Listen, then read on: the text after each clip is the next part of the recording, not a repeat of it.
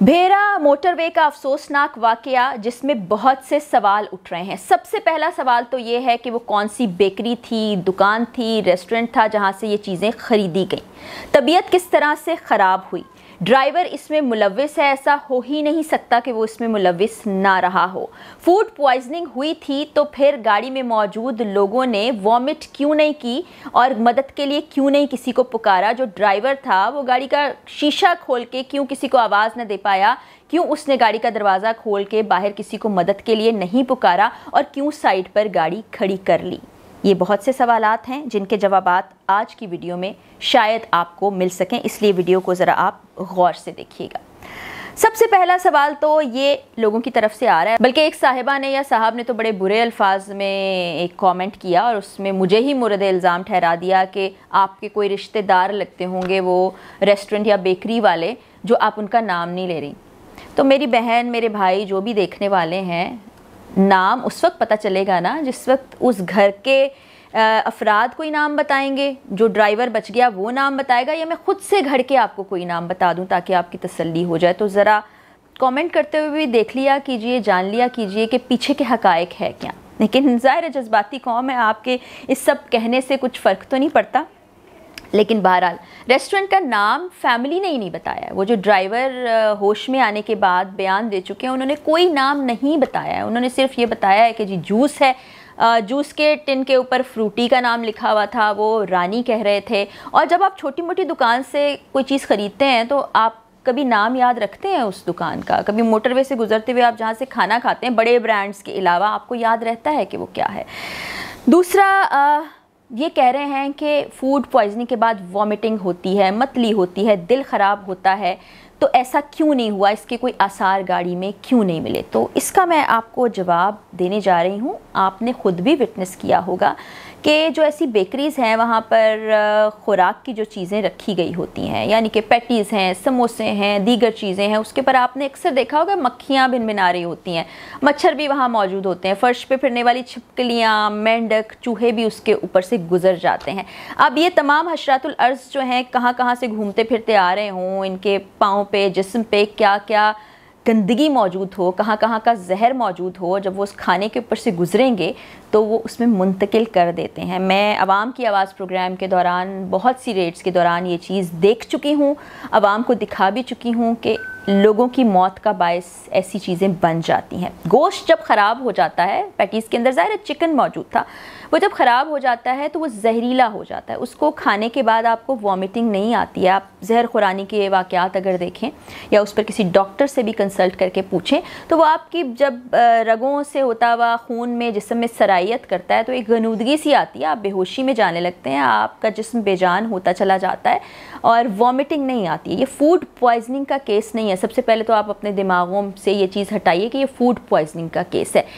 ये जो जूस था और खाना था, इसमें से किसी में जहर टाइप की चीज़ बन चुकी थी और कभी इम्कान है कि ये पैटीज़ के अंदर हो, क्योंकि अक्सर गोश्त में ऐसा होता है, खुला रखा गया है, वहाँ से ये हशरातुल अर्ज़ बड़ी आसानी से इन चीज़ों के ऊपर से गुजरते हैं और वो जहर इनमें मुंतकिल हो जाता है। तो इसी बात का कभी इम्कान है। अब ड्राइवर के मुलव्विस होने की बात की जा रही है, बहुत से सवालात उठाए जा रहे हैं, लोग कह रहे हैं कि ड्राइवर कसूरवार है। तो ड्राइवर जो था वो इनका अपना सगा खून था। जो खातून चली गई उनका बेटा था, ये वो साथ ही मौजूद थी। दूसरा, रिश्ता क्लियर नहीं उनकी तरफ से बताया गया। एक बहन बताया जा रहा है, वो छोटा जो बच्चा था मासूम 3 साल का, वो न जाने बहन का बेटा था, दोनों बहनें थी, एक बीवी थी। ये रिश्ता उन्होंने क्लियर नहीं किया क्योंकि वो बताएंगे तो हम इन्फॉर्मेशन आप तक पहुँचाएँगे, खुद से घर की कहानी तो नहीं बताई जा सकती।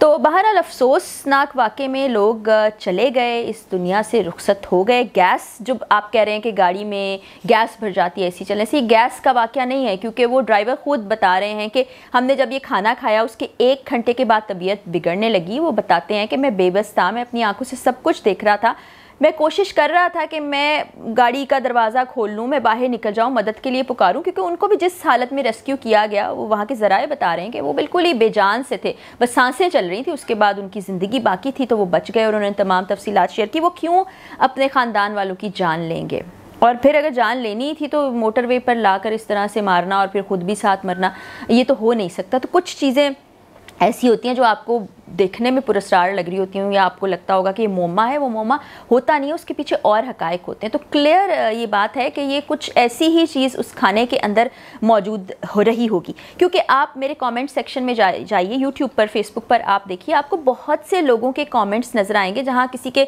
खाने के अंदर से सुंडियाँ निकल आई हैं, किसी के खाने के अंदर जो चिकन था वो बहुत ही गलीज़ किस्म का था, किसी के खाने से चाय से मक्खी बरामद हो रही है। ये कमेंट सेक्शन में आप देख लीजिएगा।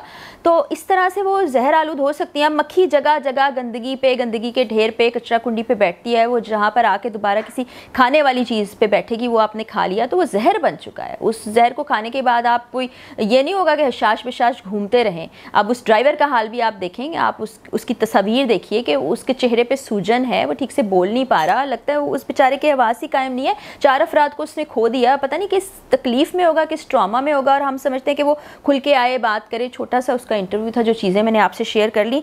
तो अब मामला ये है कि मैं आप लोगों को यही मशवरा दे सकती हूँ कि आप केयरफुल रहें। हमें अपनी जान की, माल की हिफाजत खुद ही करनी है, कोई नहीं आने वाला। क्योंकि उसका ये कहना है कि एम्बुलेंस भी काफ़ी देर के बाद आई थी और एक एक करके उसने मुंतकिल किया सबको अस्पताल में। अगर बर वक्त आ जाती और उनको बर वक्त मुंतकिल किया जा सकता अस्पतालों में तो शायद जान बच जाती, क्योंकि 3 साल बच्चा जब अस्पताल गया था उसकी सांसें चल रही थी। तो ये अलमिया है, ये अफसोसनाक वाक़या है। जो जाने चली गई वो वापस नहीं आ सकती। एहतियात आपको करनी है, अपना ख्याल आपको खुद रखना है। कोशिश ये कीजिए कि अच्छे ब्रांड की चीज़ें खाएं आप।